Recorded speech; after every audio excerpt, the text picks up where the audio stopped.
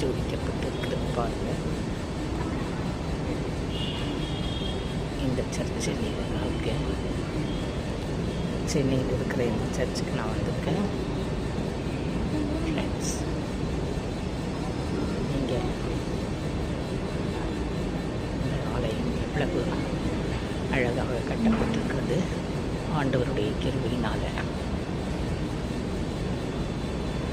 ஆலயம் நல்ல முறையில் இயங்க அனைவரும் ஜெபிப்போம் ஃப்ரெண்ட்ஸ்.